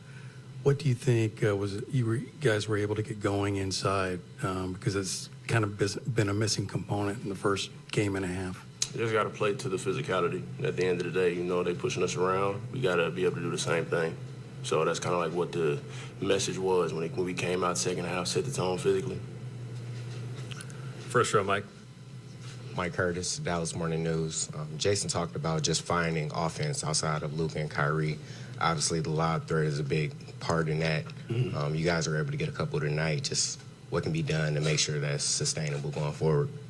Having poise offensively and making sure we get the right guys downhill. Well, pretty much any guy downhill. To be honest, we got a lot of guys that can, you know, drive to the basket and score the ball that gravitate a lot of attention from anybody that's the low man. So we just have to make sure, you know, as bigs, mean live, and make sure we get the guys downhill to where they can get a shot off, we get a rebound if they miss it, or just throw the lob over the top.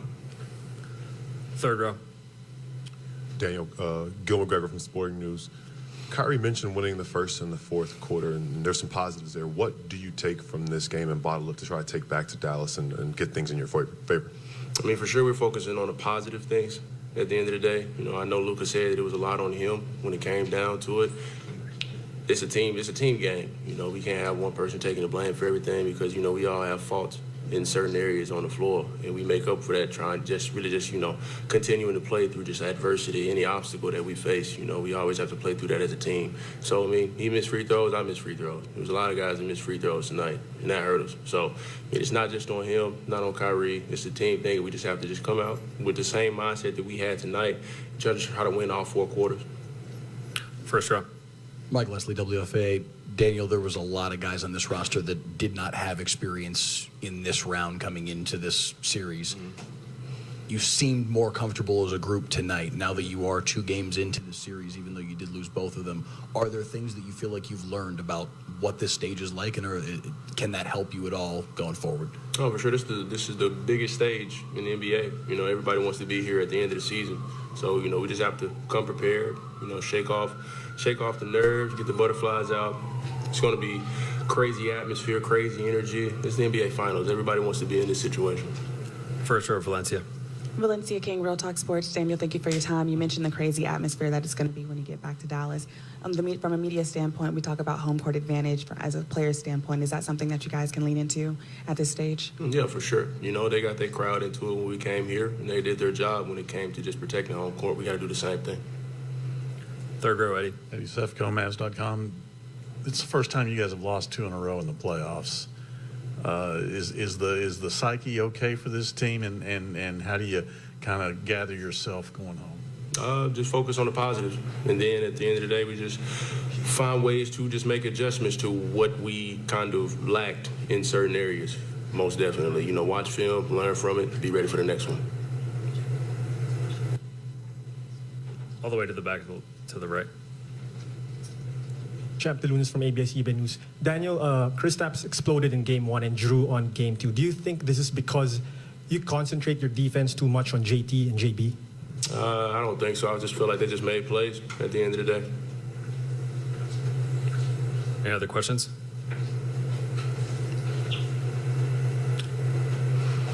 DJ Sadiki of Forbes. What is the biggest thing you feel like you guys need to improve upon to turn this series around? Just our poise, being comfortable in the situation. We have to embrace the atmosphere and just really just embrace whatever's going to be thrown at us. You know, this is a great team that we're playing against, and they're going to throw everything they can at us to just rattle us in any given circumstance. So we just have to take our time. All right, thanks, Daniel. All right, questions for Coach. We'll start here with Mike in the front. Mike Curtis, Dallas Morning News. Jason, what was your interpretation of the fast break with PJ that led to the block by Derek White there at the end? My interpretation, it looked like a foul, but it wasn't called, so it wasn't a foul. Steve here on the left. Jason, you called 2 timeouts deep in the third quarter, about 2 minutes apart. Their lead had gone from 2 to 6, and then it went from 6 to 12. What were you looking for coming out of that first timeout that might have made the second one not needed? Yeah, just trying to keep, Boston's a team that can run off threes in a hurry. So just trying to keep that from happening. Also looking at just trying to give my guys some rest because they're fighting extremely hard. We're playing uphill. And so the lead went from 6 to 12, but then we responded after that second timeout. Front row here on the left. Hey, Coach. Maria Turner here with D210 Sports. How much did free throws factor into tonight's loss? Big.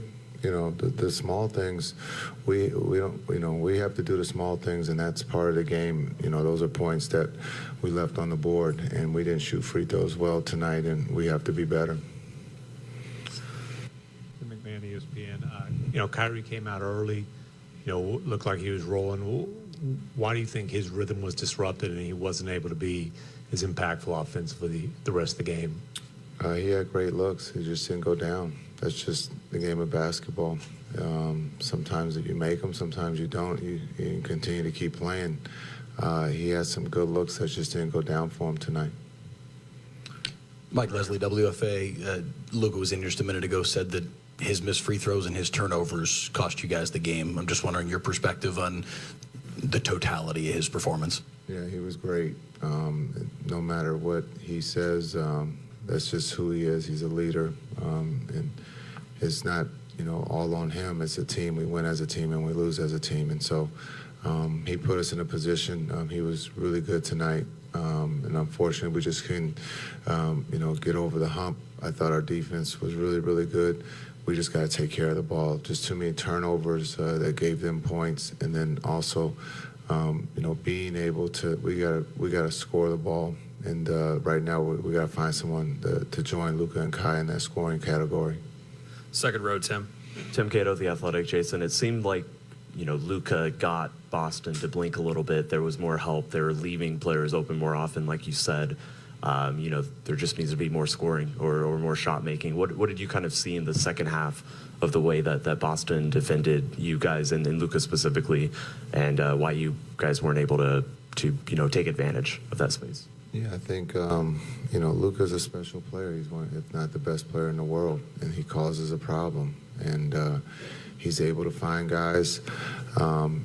Again, creating open opportunities, and we just didn't take advantage of it. And we'll go back and look and see if we can get even better looks. But the looks that we got, we just missed some open threes. It was good to see Exum knock down an open three, and hopefully we can build on that. Second row on the right. Jason, Matt Votor, Mass Live. On Wednesday, you talked about the Shaq and Kobe teams and said you felt like your Nets teams weren't good enough. You mentioned that Golden State Warrior team that beat both you guys and the Celtics. With your young guys, do you have to kind of get them in the right headspace to not be concerned that they're not good enough after 2 games, especially when Celtics haven't shot all that well? Yeah, I think we do have quite a few young players, and for them to have fun and enjoy this and learn from it, and that's what they're doing. And we've counted on them all year, not just here in the finals, but throughout the season, and also in the Western Conference Finals or the playoffs with Oklahoma City or the Clippers. And for them, it's just a matter of getting comfortable and going back home. Hopefully that will help. Second row here on the left. DJ Siddiqui of Forbes. As you look to turn this series around, heading back to Dallas, what's the biggest message that you send to your team? Yeah, we just got to stay positive. Some of us have been in this situation before, and so just take one possession at a time, and we got to focus on Game 3, and that's all. Last row on the right. Richard Moore in USA Today. Heading back to Dallas, making the Celtics play on the road. They haven't lost a game on the road yet this year. Are there certain adjustments you can make to make life a little tougher for them in Dallas?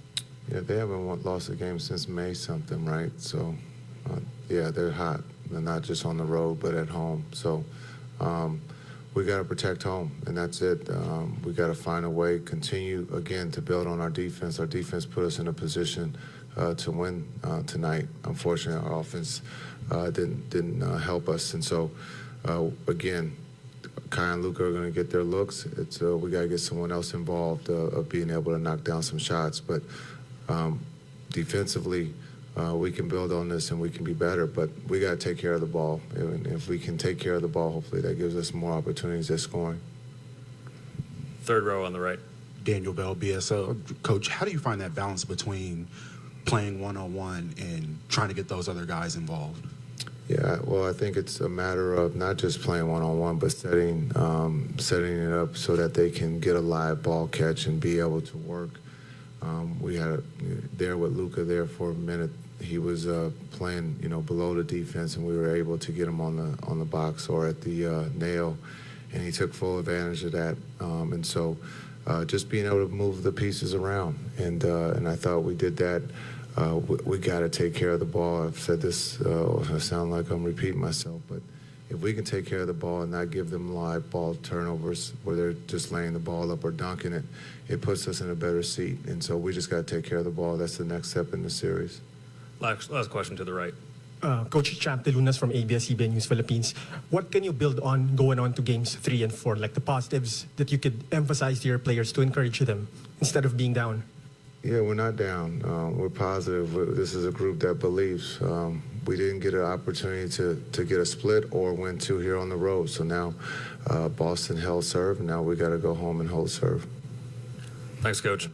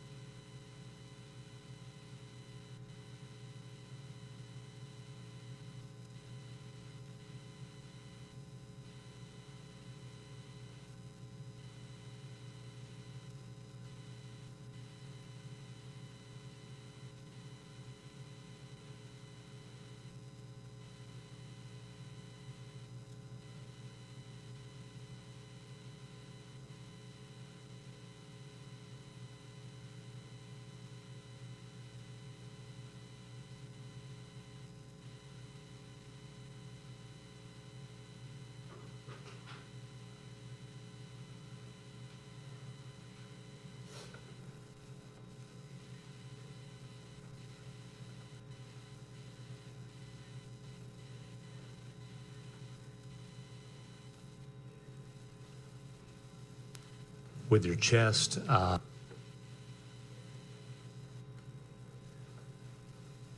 When you were sitting at that podium last time, we were asking you about Jason Kidd's comments about Jalen, and you said it was a smart thing for him to try to do to try to drive a wedge between you guys. Tonight, you guys came out, you combined for 19 assists, made it pretty apparent you were going to try to move the ball as much as possible. So, what did you think of his attempt to try to do that, and how do you feel like you guys responded on the court? I think we responded really well.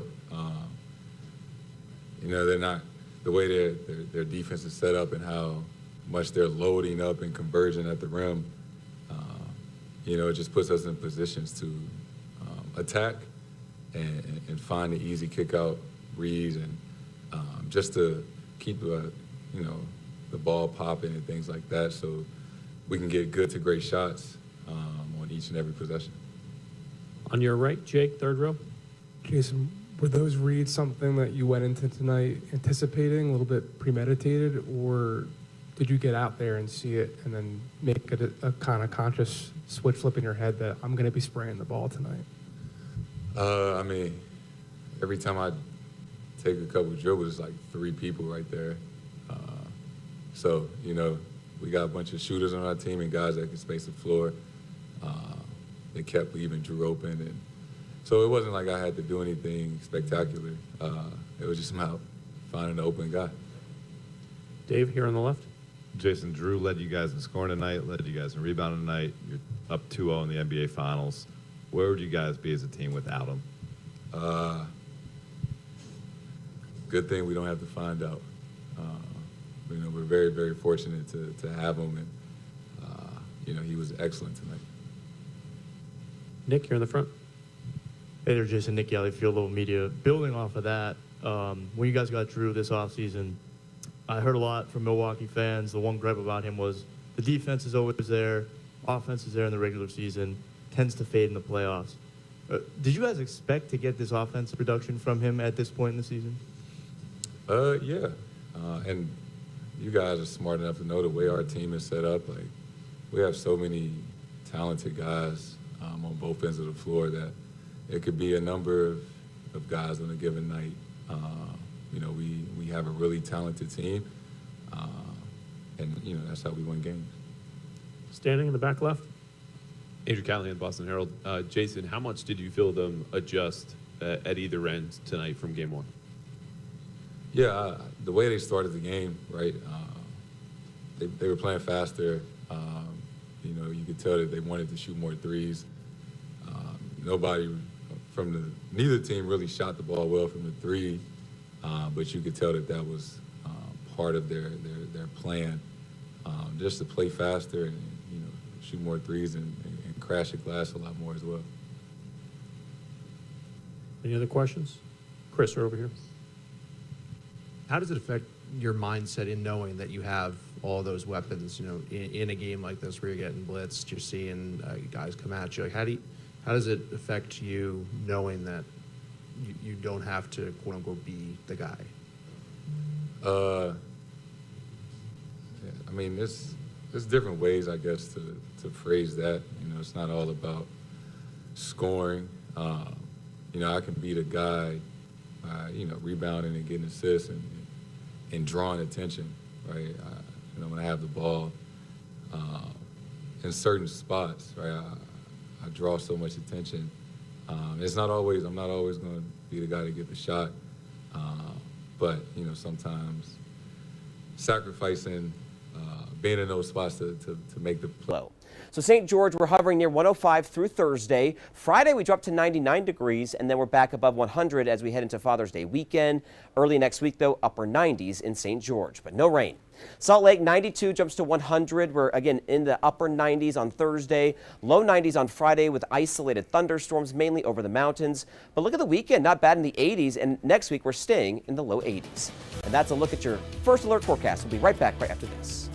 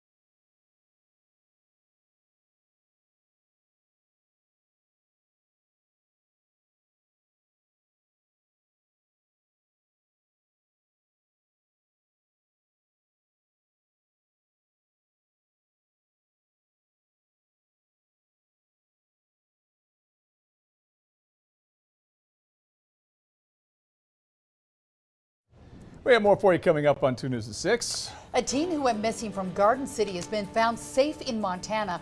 We'll have the very latest on this incident and what's next. And as temperatures increase throughout the Beehive State, a new problem on Utah roads. They're buckling from the heat. What is UDOT doing to mitigate the issue? That's coming up on 2 News at 6 o'clock. It's all coming up in 30 minutes following the CBS Evening News with Nora O'Donnell. We'll see you then.